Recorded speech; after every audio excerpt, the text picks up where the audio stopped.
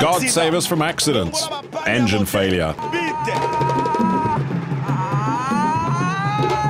This might look like a mass exodus of refugees, but in fact it's part of a regular ferry service between the villages along the River Congo. The commander is a real operator. He handles it all very well.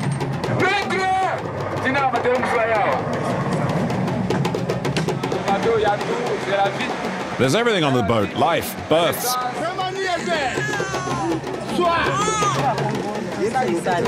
In the Congo, we all help each other. Where there's misery, you'll find your family. And on the boat, there are accidents and death. Anyone who slips overboard will be chopped up into little pieces by the propellers.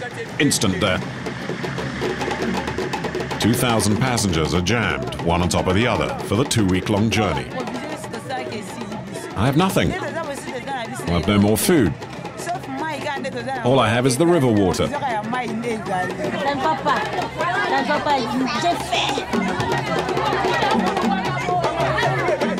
I'm fed up. If it was up to me, I'd get off and head back the way I came. Along the banks of the Congo, the Waganya fishermen risk their lives daily for the sake of a few fish.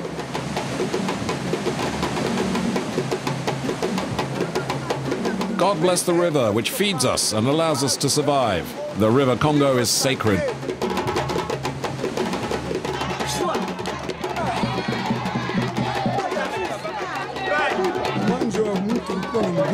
For a man to have the force, he needs to prove himself in the Kabobo ceremony. A plane ticket costs 6 months' salary. So ever since the land route became impassable, the River Congo has become the main thoroughfare between Kinshasa, the capital of the Democratic Republic of Congo, and Kisangani, the country's third largest city. Journeys from another age that meander 1,700 kilometers through the heart of Africa.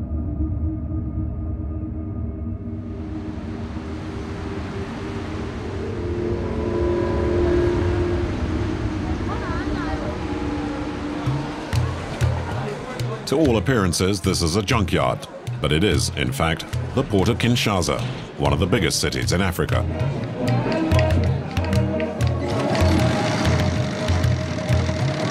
Rice, palm oil, spices, all is transported by human labor since the cranes have long since stopped working.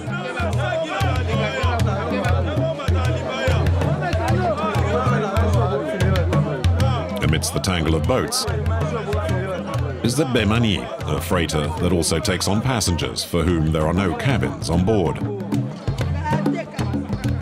The journey means finding a place where you can, on the bridge. Everyone makes do, and the Bemani soon resembles a floating slum. There are 800 on board. People off to visit their relatives, attend a marriage, or a funeral. Others dream of making their fortune and are heading for the diamond mines on the other side of the country. But the notion of time in the Congo is like nowhere else. These passengers have been waiting in the scorching sun for almost a month on board ship for its departure. Tired, nerves frayed, every day brings the hope the boat might leave. And every day, Prosper, the ship's owner, dashes those hopes. He's scared the passengers might finally snap.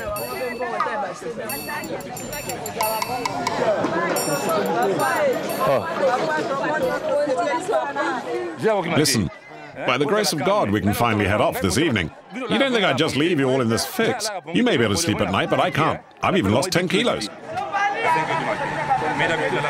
Prosper is running out of excuses to keep the passengers off his back. So he's been telling one lie after another. He's told some of them they'll be leaving tonight, others in the morning. Stay calm, my brothers. Tomorrow is the big day. Yesterday we waited all day again to depart in the rain. Now we're really cross with you. We've already been here ages, and each time it's tomorrow, tomorrow we'll leave. But we're still here. In the Congo, there's no respect for the customers. In developed countries, the customer is king. Here, however, we get no respect. The Congo is rotting away, plagued by a rampant corruption that handicaps just about every facet of life in the country. The Bemani is stuck in port as Prosper refuses to give the fuel supplier the bribe he is demanding.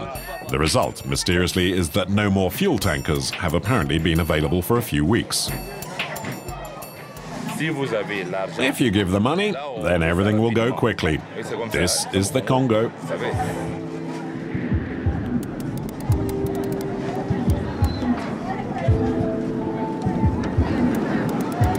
The rumblings of a revolt can be heard on board the Bemani.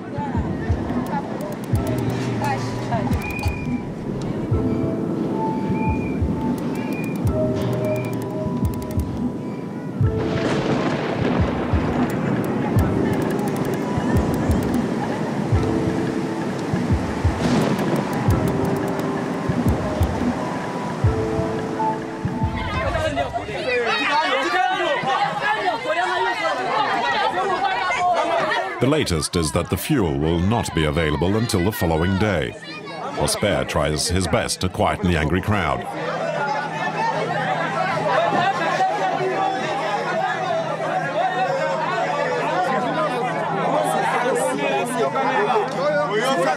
We've had enough. We've suffered long enough. I had a phone call from the people who'll bring the fuel, and they said they had some problems with their tanker. Yesterday they didn't keep their promises, so why should it be different today?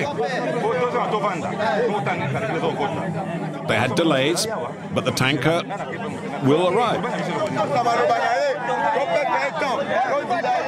Let's get back on the ship, and if we're still here tomorrow, then we can really start an uprising, okay? Without the passengers' help, things could have turned nasty for Prosper. He's finally caved in and paid the supplier his bribe. He waits at the roadside for the tanker to show up. Look, there's the vehicle.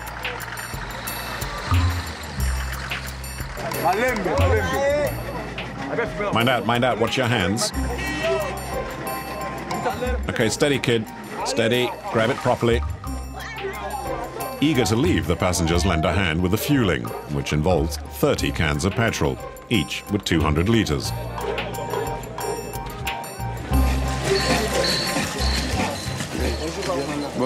Captain René, too, is impatient to leave. His salary depends on it, as he's paid by the trip. He wants to slip the moorings as soon as possible. Is the mechanic here? And as he does at the start of each journey, the captain doesn't forget to thank the captain-in-chief. Oh Lord, I am about to take command of the ship in the name of Almighty Jesus. I have destroyed the power of the devil and Satan. I reject him in the name of Almighty Jesus, and I take command of the ship in his name. Lord Jesus, I renounce the spirits of all accidents, death, and epidemics. In the name of all-powerful Jesus, amen. The Bemani can finally cast off.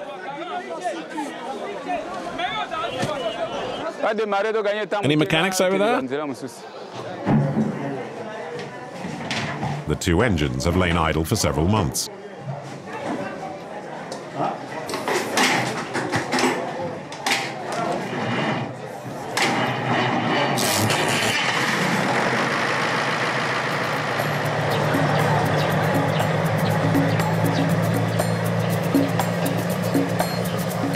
Anything goes in the port of Kinshasa, and there are no rules, and the various boats weave in and out in total anarchy.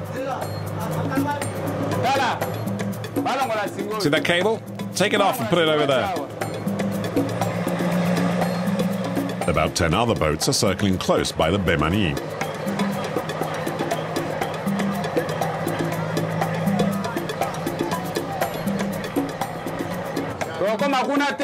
No, don't head that way.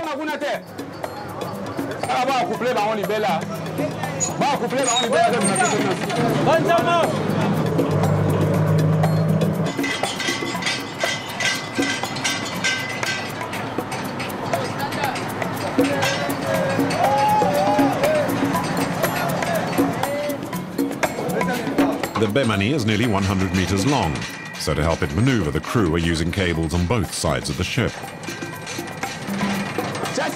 Put the cable on this side. They pull them to help steer the vessel port or starboard. Hey, just one loop with the cable.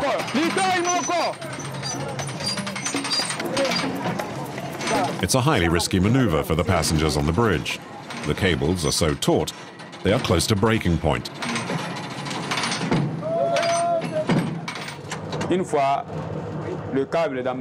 If a mooring rope snaps, it could slice off your limbs.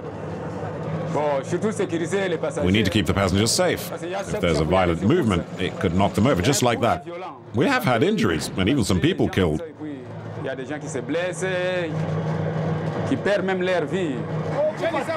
Look, get that small boat to move on. Go on, move! 1 month behind schedule, the Bemani finally sets off along the river. To the passengers, great relief.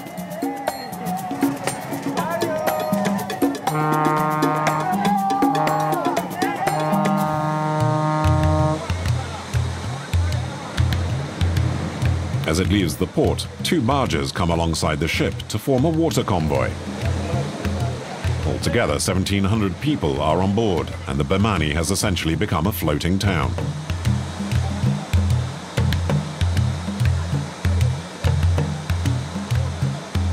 Conditions on board are cramped.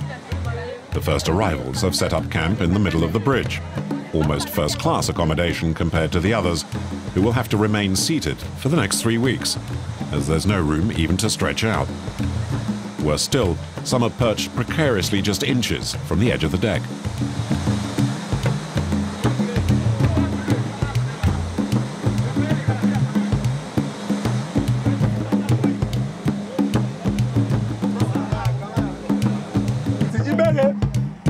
After months without work, Adonis is on the boat with his wife and 6 kids, having secured a new job and a new life as a mechanic in Kisangani. The family has been lucky, having been able to get a place in the middle of the deck. This is the dining room. Here's the kitchen. At night, it's the bedroom. And down there is where we do a bit of business, selling a bit of everything. In his shop, he sells soap, cakes, salt, which in turn allows him to purchase something that is much valued on board. There's no drinking water here, and it's for sale at 100 Congolese francs a litre.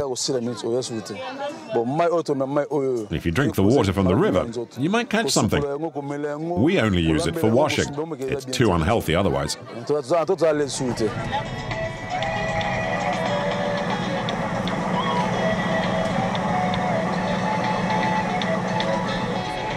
There's no water or electricity on the Bemani, and each square inch of the ship is taken up as living quarters, making it very difficult to move around on board.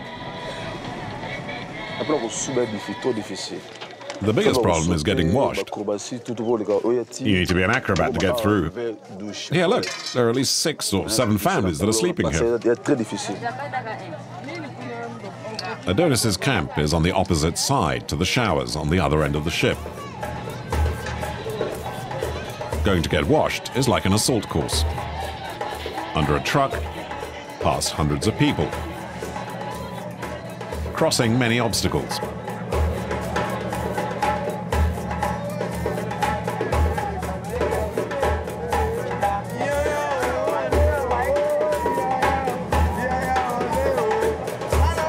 And above all, avoid knocking over the pots of boiling oil that litter the bridge.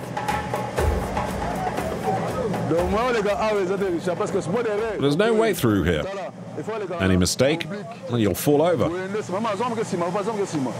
You see, I need to walk sideways between the people.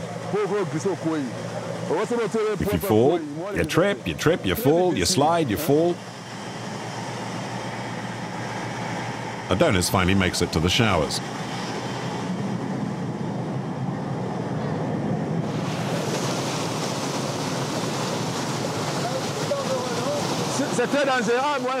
Here it's very dangerous. Using the water here is very risky. The current's too strong, you might get sucked in and swept away. An old petrol can serves as a shower head.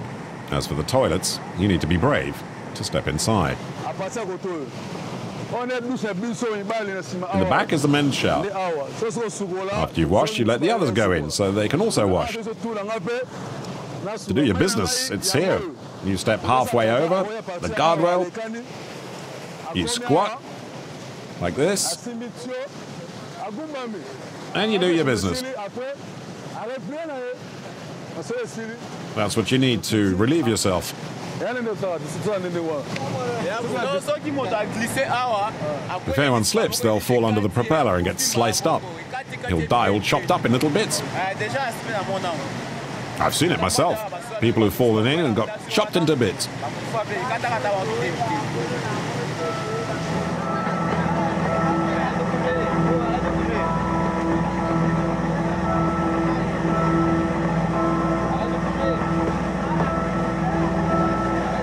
The River Congo looks calm, almost placid, yet the pilot is constantly on the lookout. The river is like a siren that bewitches and sends men to sleep, hiding the dangers because the Congo sweeps along debris and tree trunks that could pierce the hull of the ship at any moment.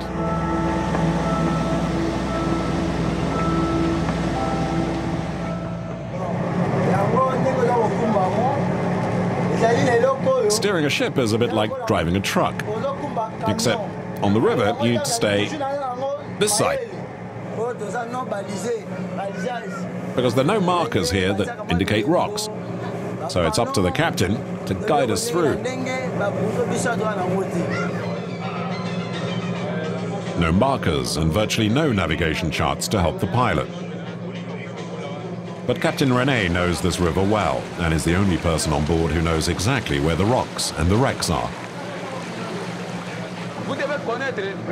You need to know the river between here and Kisangani by heart, all 1,700 kilometers of it. You must know every stretch and where the obstacles lie. There is in fact a chart on board, but it hasn't been updated since Belgian colonial days, more than 50 years ago. This is the original chart. It dates from when the Belgians were here in the mid-1950s.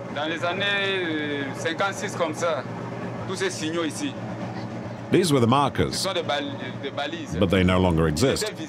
They've disappeared. There used to be a wreck here in the middle of the channel, but there are no signals there, nothing. So you need to make sure you use the main channel. There are no life vests or lifeboats on board the Bemani. In the Congo, they are not mandatory. Every year, a number of ships sink in the waters of the river, with the loss of hundreds of lives. If there's a wreck, then it's hard to save even just a few people. Usually 3/4 of those on board will drown.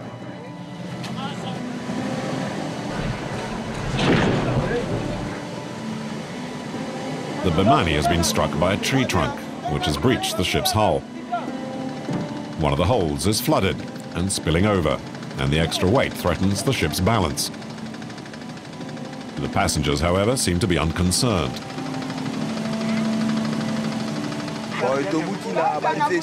The tree trunk was floating in the river and has made a hole in the hull. The trunk went under one of the barges and opened up some cracks. The ship sinks, we'll all die.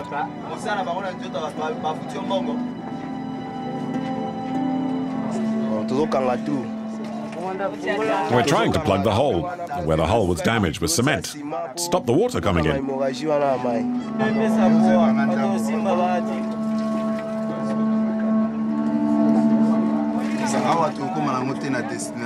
And that'll see us through to our destination, and then we'll need someone to solder the hull and fix it properly.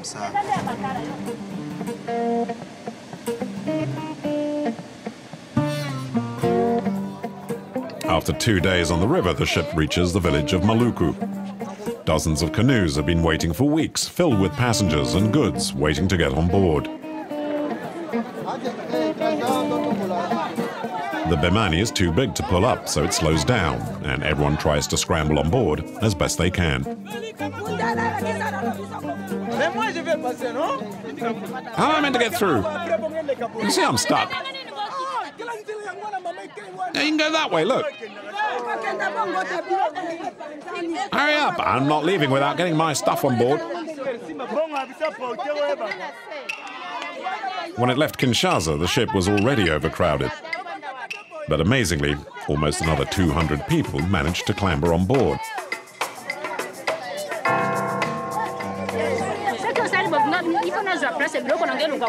I'll make some room for you, let's not argue. Okay, let me just put my bag down and then you'll have room.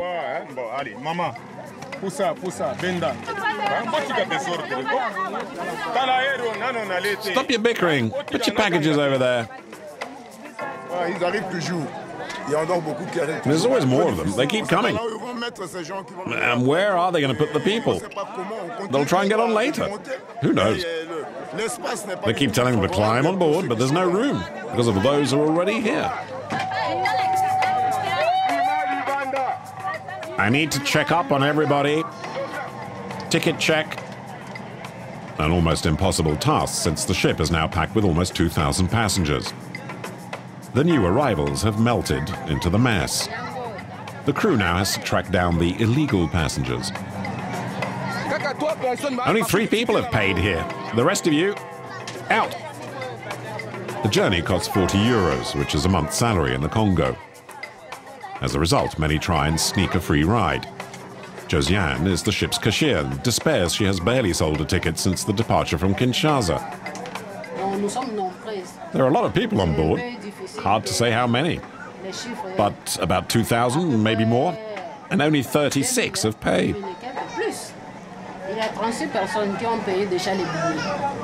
That's all? The ship's coffers are empty. And it's a disaster for the owner, Prosper.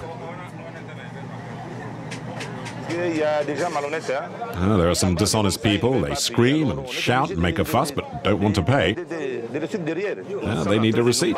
We're struggling to get the fares, which will get us to our final destination. And we use it to pay the crew, pay for the fuel, the parts for the engine, and all the formalities to get us to our final destination. After 5 days, the ship has only covered 400 of the 1,700 kilometers to the final destination.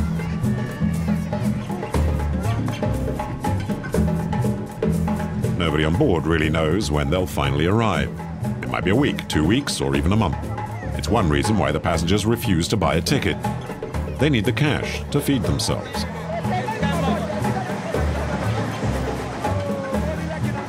Every day, river traders climb on. Today's choices are garden vegetables, forest fruits, and fresh fish. But there is rarely enough for everyone.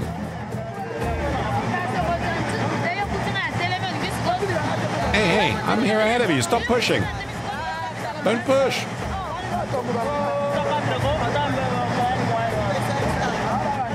Give me 4 medium-sized fish.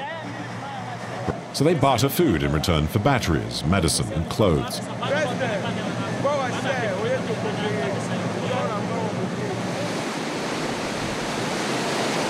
Some fishermen risk their lives to make a living. On the far side of the river, the Waganya brave the rapids every day. Their unique method of fishing has been handed down over the generations. Using their bare hands, they look among the rocks for fish trapped by the currents. The fishermen dance with death and an angry river.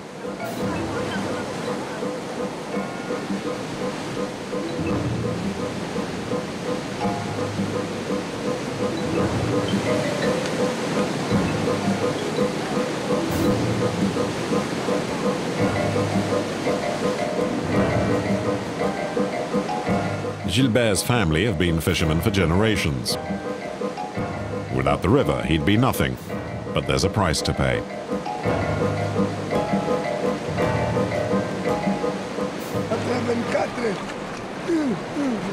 Back in '84, my older brother was killed when the current threw him against some of the rocks.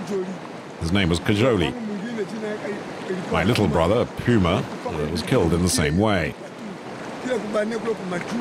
Some fishermen dived in to try and save him, but it was too late. My brother's bodies were never found. They were swept away.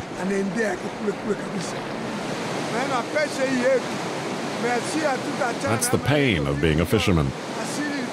But we won't stop fishing. It's our life.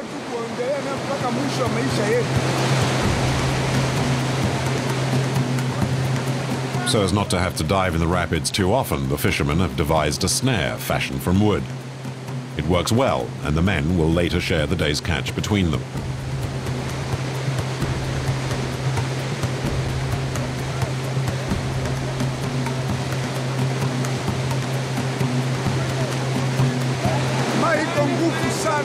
The current is very strong and dangerous. When the fish is caught in the trap, it's killed right away.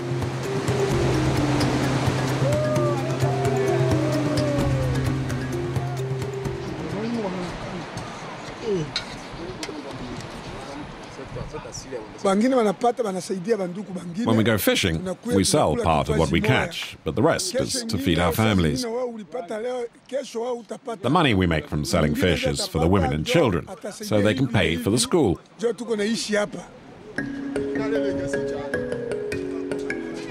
A dozen families live in the village, which has no electricity.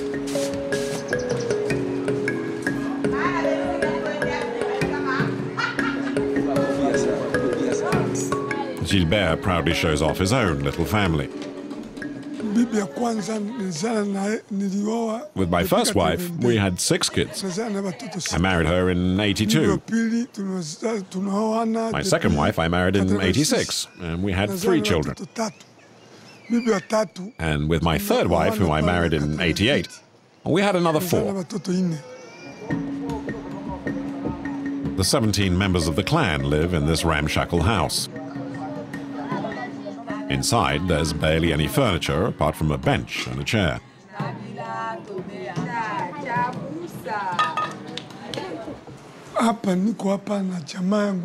To me, my wives and children are like owning a big diamond.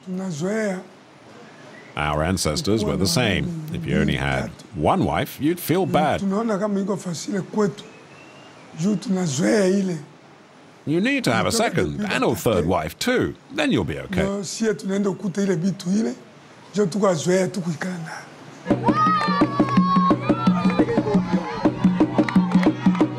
a mark of respect for the river, the best fighters are about to slug it out. They practice kabobo, the local combat sport. It's a question of brute force and has particular meaning to the fishermen.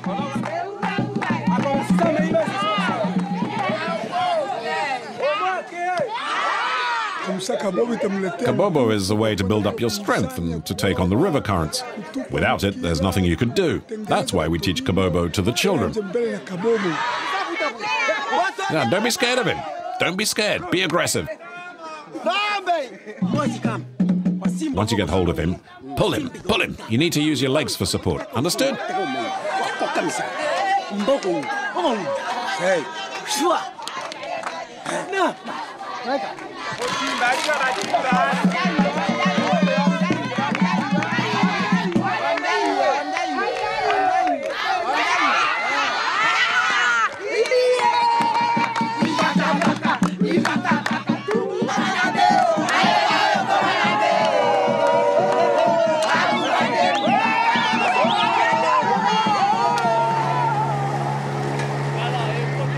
The Bimani and her captain are also fighting against the current.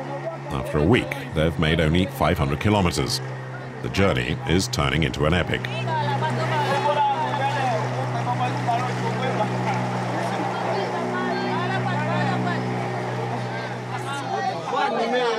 Yet it proves a windfall for Marie Mondobe, an unemployed nurse.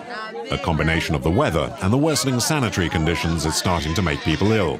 There's no doctor and no sick bay on board. So the captain duly appoints her the ship's doctor. I'm a passenger like everyone else, but I've studied nursing and I'm qualified.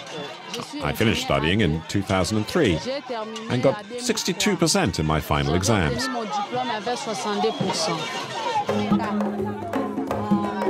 With 62% of medical knowledge, Marie tours the ship looking for the sick. most on board have never seen, let alone been treated by, a doctor. In her white blouse and armed with a stethoscope, Marie takes charge.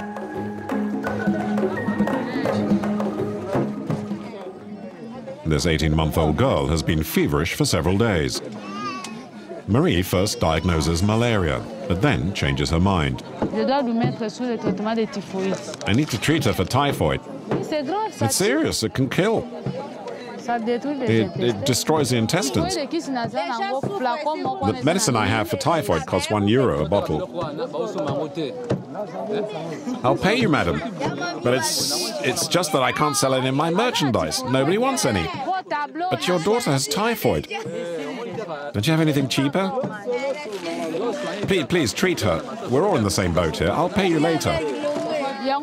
If you've got the money, you can pay for 2 bottles of medicine, because that'll be plenty to cure your child. I'll give her an injection in the morning and one at night, and she'll be much better.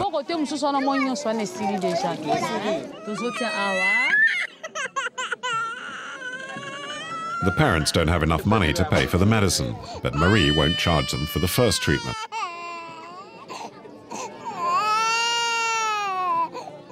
The voyage is particularly hard on the children, especially when the poorest parents give them river water to drink.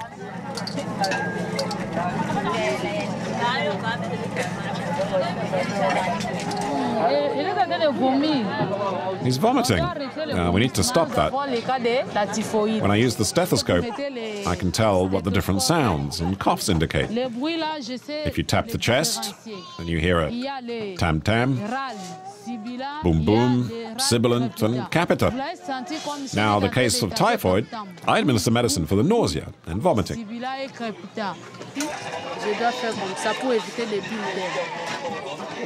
I need to do this to prevent the air bubbles.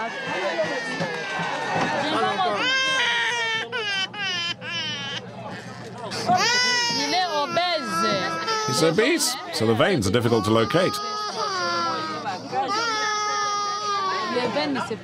His veins are not easy to spot. Even in his feet, there are no veins visible, and this is where I was thinking of putting in the needle. I'll check over there if there are any vitamin B6 tablets. It's like medicine during wartime, because the conditions are exactly unfavorable here.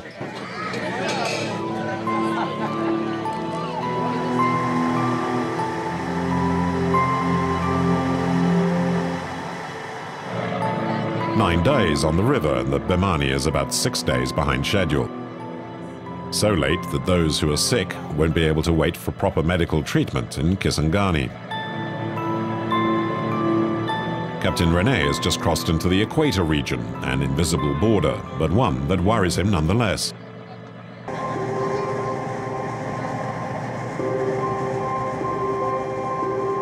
Day 10, and the Bemani continues its relentless journey up the river.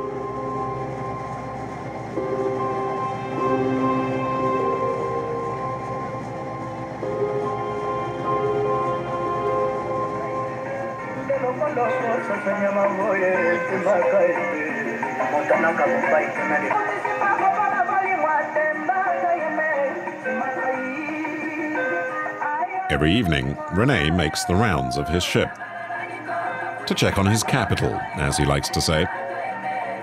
He receives a percentage of the take, and the sleeping passengers piled on top of each other represent a considerable amount of money when they eventually pay their fares in Kisangani. We let everyone come on. We need the money. So just about anyone who has the money is welcomed. And that's why the ship's bursting its seams with passengers.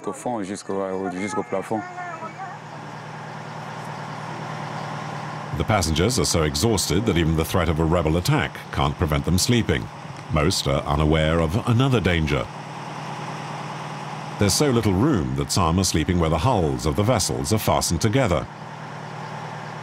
Any sudden movement of the water means the hulls will strike each other, crushing anyone who's caught in between. It's very dangerous. There's no way you should get between the two barges. It's not good, it's very dangerous. You could get your legs crushed or cut off by the ship's movements. Oh, God will protect us.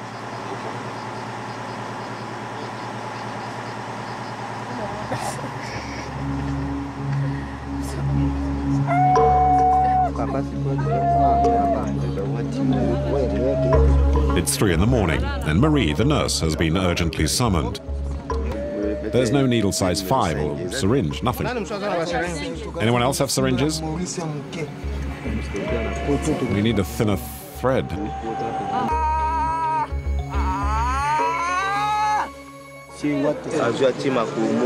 Came here with his family to sleep. Stop hurting me! Now, you know the guy that was screaming that? That's because his heel's been deeply cut. No, he's got to have guts to put up with that, especially with no anesthetic.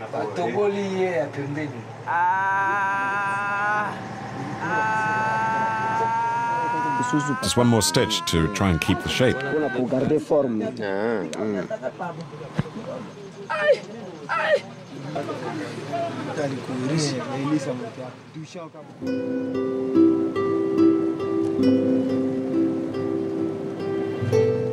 Dawn on day 11.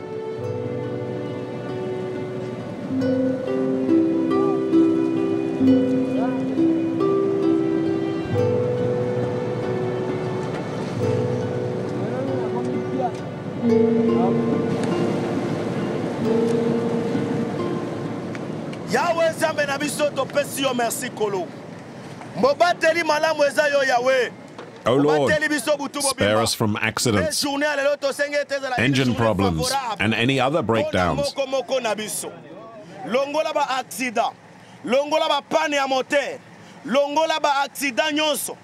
Spare us from epidemics, even if far away. God be our Father, and we shall be your children.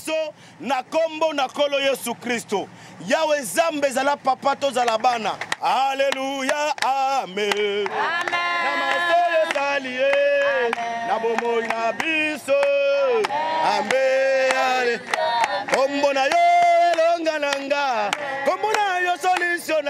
But God, however, chooses not to hear their prayers. Just a few hours later, the portside engine gives up the ghost.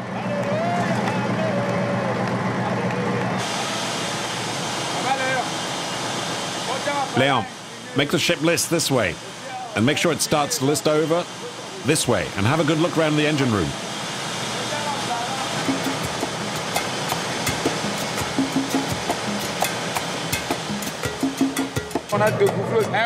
We also noticed that a bolt has fallen off. We're trying to see where it's from. We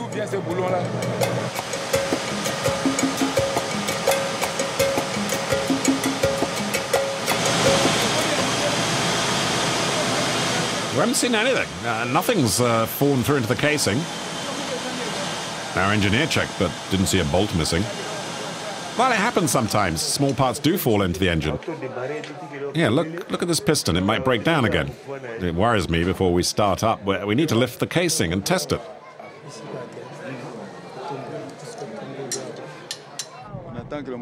Oh, we're just waiting for the engine to get fixed. Amidst all this bad news, there is one happy event. A baby has just been born. The family didn't have time to inform Marie, the nurse. Is it a boy? Yeah. Is he healthy? This passenger helped the mother give birth. I was sleeping in my corner when they fetched me to help this woman give birth. I'm a member of the Red Cross, you see. And it's a great joy, the birth of this child.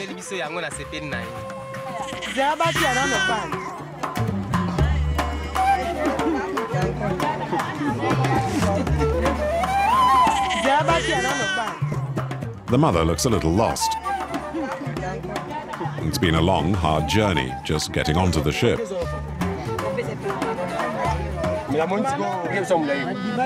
I'm a little sad because I had nothing. I lost everything I had. On the way, the military stole everything we had. All I have are some of my other child's clothes. I have no blankets or covers to keep off the cold. I'm scared for my baby because I have no money left to buy food, no provisions, and there's no proper shelter. News of the birth spreads quickly, and so does camaraderie.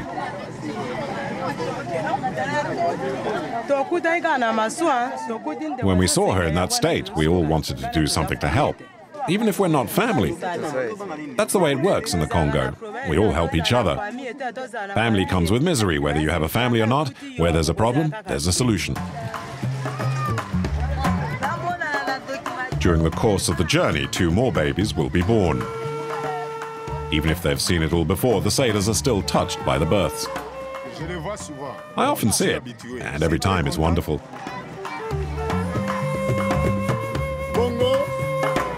The grandfather is so happy that he's named his grandson Bemani after the ship.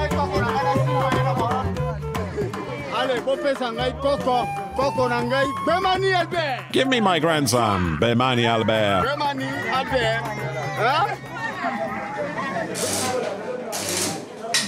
They've now been stuck for 7 hours, and some angry passengers go to the engine room for an explanation.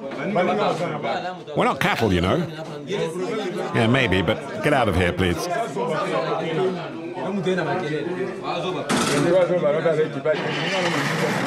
Suddenly, the old engine splutters into life again.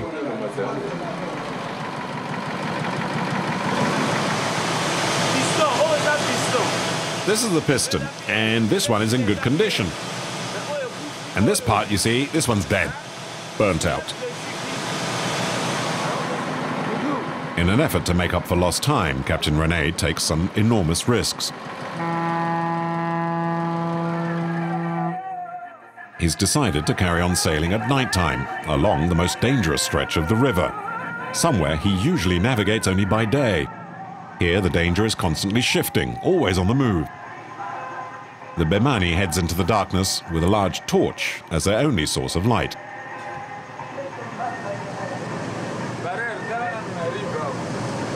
Coxswain, how far is it to the riverbank? The danger on this part of the river is not rocks, but the sandbanks. Despite the currents, the pilot has to keep the ship in deep waters in the middle of the river. The channel is narrow. I'm showing him the way since there are no markings. If the crew were to use a sounding line for 5 meters, they wouldn't touch the bottom. But the coxswain is about to make a mistake. We're drifting. Straighten up. The pilot has lost his course, and without a more powerful beam to light the way, the captain has no way of knowing the ship's position on the river. Who's taking the soundings? Take a sounding line and measure the depth. 1 meter 60. The ship has just run aground on a sandbank.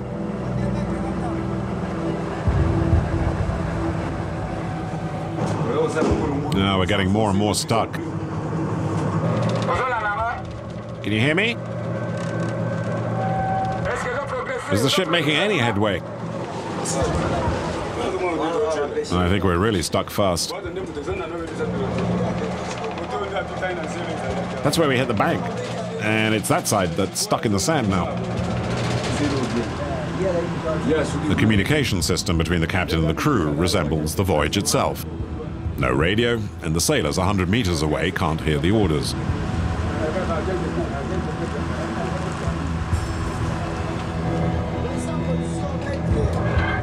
I must know how deep it is. Take a measure in the front. Chief! Give me our depth. Let me know what the sounding says. 1.5 meters.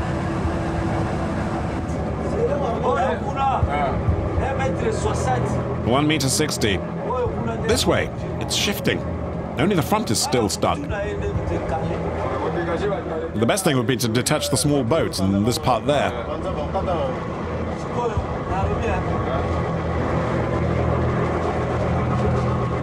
But it'd be better if we stop and do this in the morning. Yeah, because at night we might end up cutting people's legs off.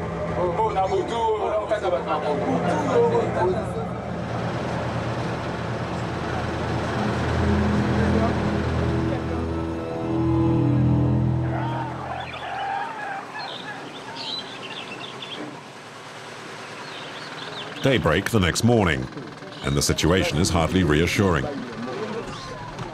That's no good, that.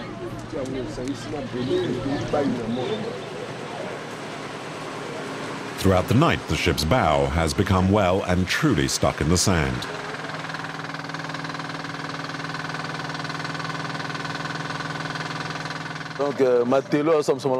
The crew didn't do their jobs properly. I'm sure they fell asleep. We've been stuck since 8 o'clock last night. The captain's doing his best to get us out of this mess. And we thought this trip would last 12 days. I'm afraid it's going to be much longer than that. The sailors are willing to try anything. They'll try to separate the barges from the ship in an attempt to be able to maneuver.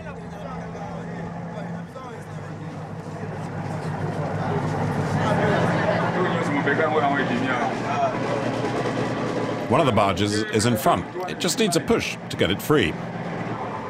It's a delicate maneuver. If the water isn't deep enough, the barge could get stuck even faster.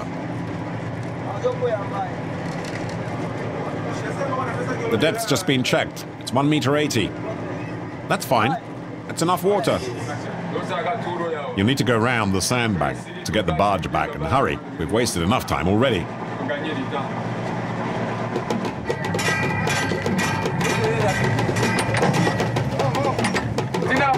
I need more sailors up here.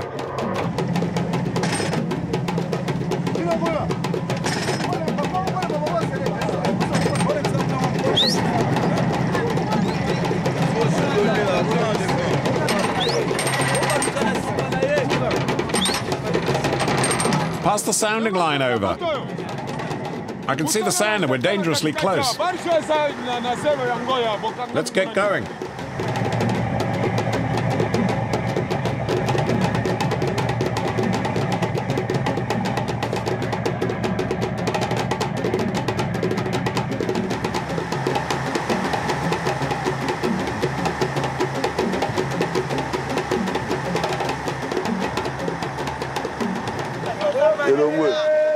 Okay, we're off again.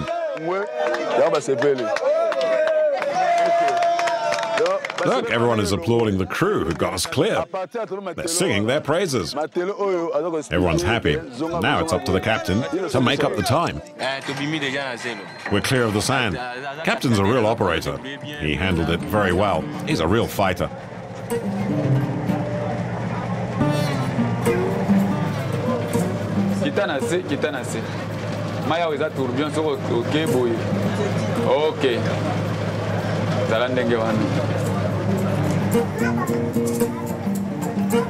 The town of Bandaka is finally in sight.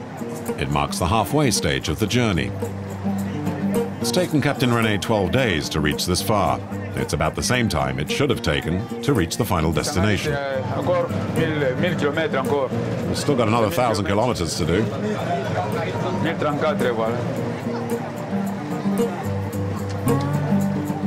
This is where we get off. Fighting is still raging in the region, and the captain, fearful for our safety, asks us to disembark here. The ship will take a month to reach Kisangani. A few weeks later, another ship won't be so lucky. Overloaded, the Kiabuntu sinks. 140 of its passengers drown in the river Congo.